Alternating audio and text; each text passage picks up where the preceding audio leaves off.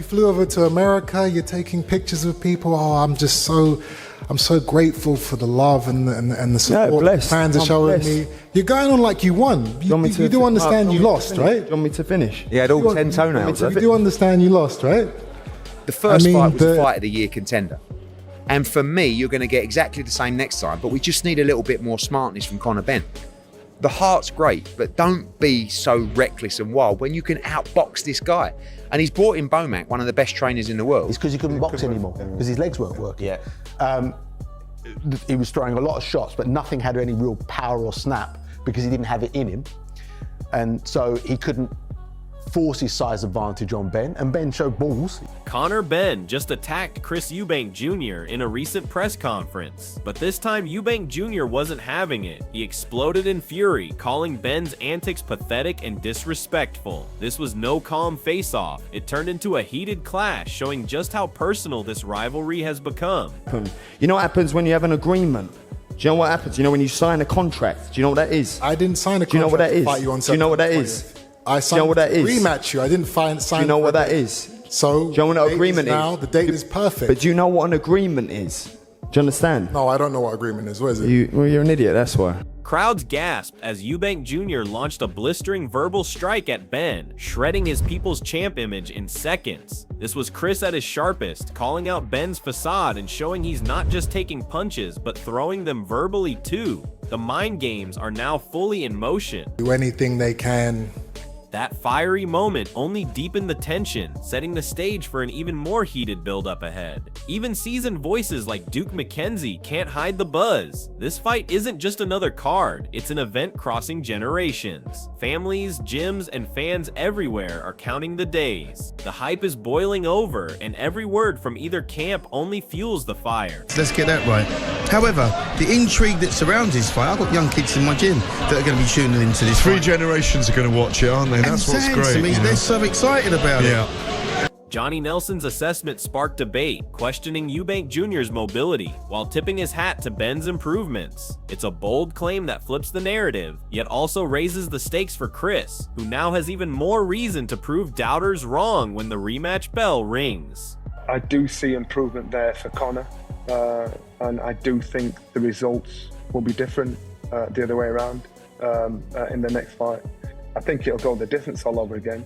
The shock on Tony Bellew's face said it all. What started as a grudge match has erupted into a national spectacle. This isn't hype anymore. It's a collision that's dominating headlines and pub talk alike, promising drama and pressure like few UK fights ever have. The face and in the eye, wow, it's just wrong. But I think this fight's just gone took another toll. It's absolutely grabbed the public interest now to another level, isn't it? This is quite simply the biggest fight this country's ever seen. It's going to be huge. There's 135,000 people on the way. With emotions and stakes now sky high, even the smallest twist is magnifying the showdown further. Eddie Hearn's reaction underlines just how wild this press conference became. When even the promoter mistakes flying debris for glass, you know things have spun out of control. In today's viral world, such chaos fuels millions of views and ramps up the storyline even further. But his last line was the most telling. Everything changes now about this fight. That's not casual promoter talk. That's a warning about an event that's now transcended sport and turned into high drama. With Conor Benn already painted as reckless and Chris Eubank Jr. holding his composure, this moment could tilt public perception massively. Eubank Jr.'s calm looks heroic by contrast, and Benn's antics risk alienating fans who once cheered his rise. This isn't just selling tickets, it's shaping legacies before a single punch is thrown. Smashed, and the noise it made, that's where I was sort of like, bits were flying everywhere, you know? And like, listen, I think the world we live in today, it'll go viral, people will think it's quite amusing, but I'll just tell you one thing, in the fight game, everything changes now about this fight. Like, you don't want to be backstage right now. Here Eddie Hearn flips hats from promoter to advisor, practically pleading with Benn to fight smart. It's telling that even Benn's own team acknowledge he's all heart but short on composure. In a fight of this magnitude, winging away won't cut it against a seasoned, rangy operator like Eubank Jr. The line about stand on fire is revealing too. Eddie knows Chris will push forward and impose himself physically, forcing Benn to either match him or break. This is exactly the kind of tactical insight fans crave because it frames the rematch not just as a grudge, but as a chess match. It also plays into the growing theme, Benn as reckless brawler versus Eubank Jr. as composed tactician. And when a promoter publicly says be smarter, you know pressure is mounting behind the scenes. You know, Conor Benn's Conor Benn. But I want him just to be a little bit smarter. We can't, like Nigel said, he's just winging away. And the heart's great, the balls are great, but you can outbox this guy as well. You're going to have to stand and fight because he's going to try and walk you down and be the bigger man. But just be a little bit smart with it. Tony Bellew speaks with the knowing tone of someone who's lived the pain, and his words cut through the noise. Everyone's bought into the fight is more than hype. It's a snapshot of a nation glued to a saga that feels more like a soap opera than sport. Bellew's reflection on pain also doubles as a warning. Physical and mental scars are already being traded before the bell even rings. The mention of people finding it funny versus not reveals a split public, half thrilled by the chaos, half disgusted by it. But whichever camp fans fall into, they're watching. And that's the dangerous magic of a fight like this. The blend of real animosity, theatrical chaos, and serious consequences. This isn't two boxers selling tickets, it's two camps living a feud. Nice, it's one of the worst pains you'll ever have. But listen, it's being done. Some find it funny, some don't.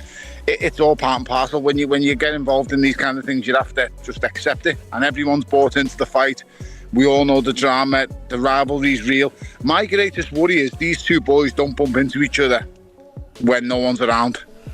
Yeah, because if they do, it's happening. 100%. It's worse than that, mate. It's happening on site. And as broadcasters like Adam Smith chime in, the scale of what's happening becomes even clearer. Adam Smith's measured tone provides a reality check after the storm. By saying this is the fight business, he places the chaos in context. These eruptions are rare, but they're also part of boxing's combustible DNA. His refusal to condone the behavior adds a moral layer to the spectacle, a reminder that sport still has lines not to be crossed. Yet his closing remark, "It's just made the event even bigger," confirms what promoters secretly hope: controversy sells. The press conference may have gone off the rails, but in doing so, it elevated the stakes and cemented this rivalry as something fans can't look away from. With Eubank Jr.'s calm fury and Benn's reckless aggression now headline news, the countdown to fight night feels even more charged. To the casual fans, do we condone it? I mean, in boxing terms, should that happen at a head-to-head? Of course not, but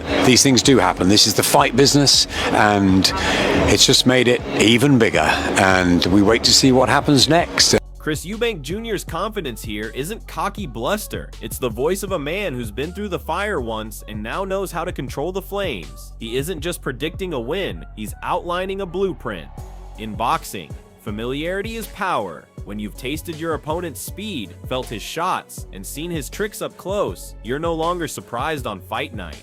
Eubank Jr.'s line, "I know what to do with you," carries the weight of a veteran who studied the tape, internalized the rhythm, and planned his counters. For Conor Benn, this isn't just another fight, it's a rematch where the element of surprise is gone. Fans can sense Eubank Jr.'s quiet fury behind the calm words, a mental edge that could tilt the entire contest. In a sport built on adjustments, this is the statement of a man ready to apply every lesson and punish every mistake. We both agreed to the rematch. Turk Al-Sheikh, His Excellency, said he wants to fight in September. The next fight, for me, should be a hell of a lot easier because all I need is to experience it one time, and then I know what to do. Jack Catterall's take reflects a different slice of the boxing world. The fighter's watching from the outside. His praise for the first clash adds to its myth, calling it one of the best fights he's seen. But it's his pick of Benn for the win, and even hinting at a stoppage that stirs the pot. When active fighters speak like this, fans listen because it frames the fight as evenly poised rather than a foregone conclusion. Yet it also underscores the stakes for Benn living up to the bold predictions of peers.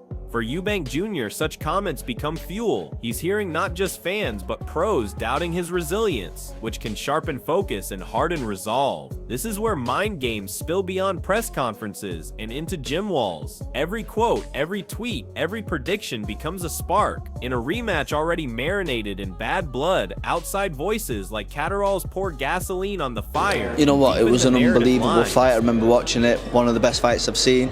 I wasn't there live. I'd like to get to this next one, but I think it's not going to be another great fight, and I'm going for Conor Benn for the win. Do you believe he stopped Eubank this time? Definitely capable of it. Barry Jones brings a sobering note to the hype. His words cut through like a cornerman's warning. No matter who wins, this is going to be another punishing night. He even calls it harmful, a rare honesty that shows how taxing these rivalries can be. Yet even while acknowledging the damage, he tips the scales back toward Eubank Jr. as favorite. That endorsement matters because it's grounded in analysis, not emotion. Jones understands styles, conditioning, and what war takes out of a fighter. His caution also highlights the unpredictability of boxing. Unless someone gets caught early, he says, acknowledging the chaos factor that can flip everything. Fans reading this sense both danger and intrigue. This isn't a friendly rematch, it's a fight that could change careers. For Eubank Jr., Barry's view cements him as the steady force. For Benn, it paints a picture of risk and uphill battle. This type of commentary fuels both anticipation and concern in equal measure. Improvement there for Conor,